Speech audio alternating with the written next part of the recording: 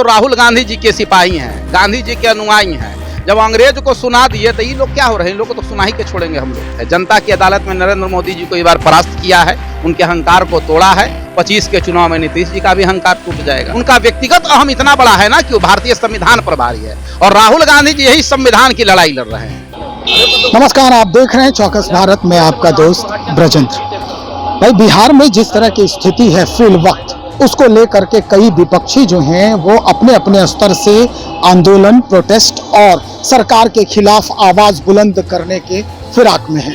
दरअसल विधानसभा चुनाव में अब कुछ महीने ही बाकी रह गए हैं। उससे पहले जो सत्ता पक्ष के लोग हैं उनका जमीन कैसे कमजोर किया जाए, ये विपक्षी आज से ही अपना व्यवस्था शुरू कर दिए हैं।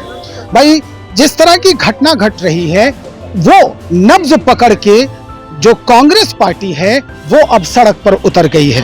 कांग्रेस के ही कुछ लोग हैं आज हमारे साथ, इन्हीं से हम बातचीत करेंगे। हमारे साथ आशुतोष जी हैं। आशुतोष जी से ही हम बात करते हैं, किस तरह का माहौल बन रहा है, इतना प्रोसेसन आपके तरफ से क्यों हो रहा है, क्या बवाल हो रहा है? सबसे बड़ी तो चीज है कि लोकतांत्रिक आस्थाओं में विश्वास ही नहीं रह गया है वर्तमान सरकार को। डबल इंजन की जो सरकार है तो विधानसभा में और लोकसभा में जिस तरह से असंसदीय व्यवहार कर रही है और जिस तरह से अलोकतांत्रिक व्यवहार कर रही है, उसके खिलाफ हमारा आगाज है। महिलाओं का प्रतिदिन उत्पीड़न, प्रतिदिन हत्या और भ्रष्टाचार और बेरोजगारी, ये चार मुख्य जो संदर्भ हैं, इसमें मतलब इसके खिलाफ प्रोटेस्ट निकाला गया। तो प्रोटेस्ट हर एक दल का निकालना कर्तव्य बनता है। विपक्ष में ये मुख्य मुद्दा है कि भाई हम विरोध करेंगे। सांकेतिक विरोध था, उस पर प्रशासन द्वारा भीषण लाठीचार्ज, अपराध नहीं रुक रहा है, लेकिन अपराधियों की तरह राजनीतिक कार्यकर्ताओं पर लाठीचार्ज किया गया, जो आपने देखा होगा कि माने इस तरह से निर्दयता पूर्वक लाठीचार्ज किया गया। उसी के विरोध में, प्रोटेस्ट में आज हम लोगों ने सांकेतिक फिर जुलूस निकाला था कि हम मांग किए हैं जिलाधिकारी महोदय और बिहार सरकार से कि जो भी पुलिसकर्मी जो इस तरह की कार्रवाई किए हैं, जो निर्दोष बच्चों पर, निर्दोष छात्रों पर, निर्दोष युवाओं पर लाठीचार्ज किए हैं, महिलाओं पर लाठीचार्ज किए हैं, उनके खिलाफ कानूनी कार्रवाई की।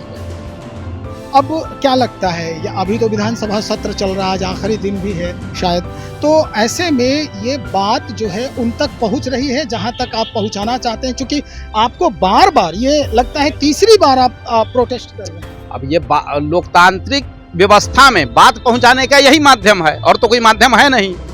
माध्यम तीसरी बार कर रहे हैं, चौथी बार कर रहे हैं। सरकार कान में तेल डाल के सोई हुई है, लेकिन हम लोग भाई तो राहुल गांधी जी के सिपाही हैं, गांधी जी के अनुयायी हैं। जब अंग्रेज को सुना दिए तो ये लोग क्या हो रहे हैं, इन लोग को तो सुना ही के छोड़ेंगे हम लोग। अगर नहीं सुनती है राज्य सरकार तब क्या? जनता के बीच, जनता की अदालत में, लोकतंत्र में सबसे बड़ा अदालत कौन है? जनता की अदालत है। जनता की अदालत में नरेंद्र मोदी जी को एक बार परास्त किया है, उनके अहंकार को तोड़ा है। 25 के चुनाव में नीतीश जी का भी अहंकार टूट जाएगा। 3 कानून पर मुहर लगाया। कानून पर मुहर नहीं लगाया। सबसे बड़ा तो कानून की अगर उसका विश्लेषण करेंगे तो एक मोनोपोली है, नरेंद्र मोदी जी का मोनोपोली है कि हमारी चर्चा हो, विशेष चर्चा, व्यक्तिगत चर्चा। उनका व्यक्तिगत अहम इतना बड़ा है ना कि वो भारतीय संविधान प्रभारी है और राहुल गांधी जी यही संविधान की लड़ाई लड़ रहे हैं। वो कानून जो चेंज किए हैं उस पर विश्लेषण कीजिएगा तो उसके मूल तत्वों पर विश्लेषण करने पर यही लगता है कि 302 धारा को बदल दिए या 420 धारा को बदल दिया, लेकिन उसमें कुछ ऐसा आमूल परिवर्तन नहीं किया गया है जिससे उसके मूल जो उसका क्या कहा जाए कंक्लूजन, उस पर नहीं कोई परिवर्तन है, लेकिन धाराएं बदलकर अपना व्यक्तिगत महिमा मंडन करना चाहते हैं।